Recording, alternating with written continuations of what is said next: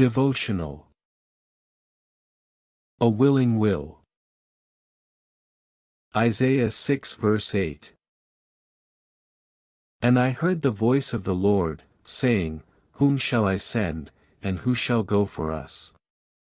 Then I answered, Here I am, send me. God's call is not a distant echo, but a clear voice that resounds in the hearts of those who are willing to listen. In a world where many are busy with their own agendas, Isaiah shows us the power of an immediate and surrendered response. This verse encapsulates the essence of discipleship: total availability to serve God, without conditions or excuses. It is an invitation to put aside self-confidence and embrace God's mission for our lives. 1. God's question, God's voice, Whom shall I send, and who shall go for us, is not a rhetorical question. It's a call to action that seeks willing hearts. It is the manifestation of God's heart, who longs to work through His servants to bring His message of salvation and hope to the world. This question is a reminder that the mission is not ours, but His, and that He invites us to participate in it. 2. A response of faith. Isaiah's response, Here I am, send me, is an act of radical faith.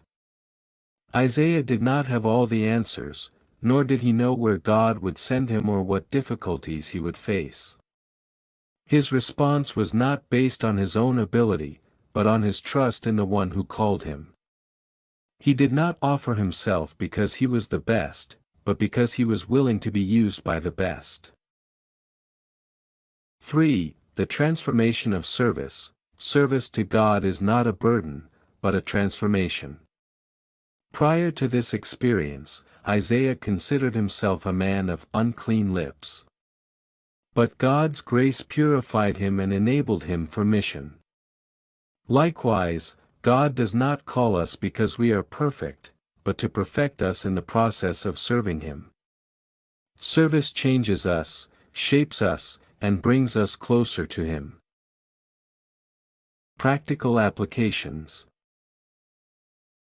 1. Examine your disposition. In your life, what is your first response when you feel God's call to serve? Is it one of excuses or one of surrender? Evaluate your heart and ask God to give you the same disposition that Isaiah had. 2. Identify your here. Often, we think of service in terms of big missions. However, God has put us in a specific here, in our home, our work, our community. Identify an area where you can serve, even in the little things, and say, Here I am.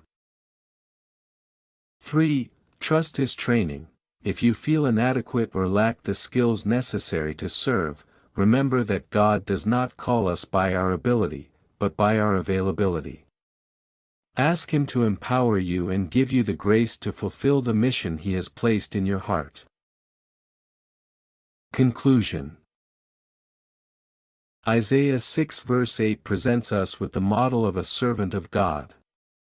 The Lord's call resounds through history, and the question remains the same: who will go?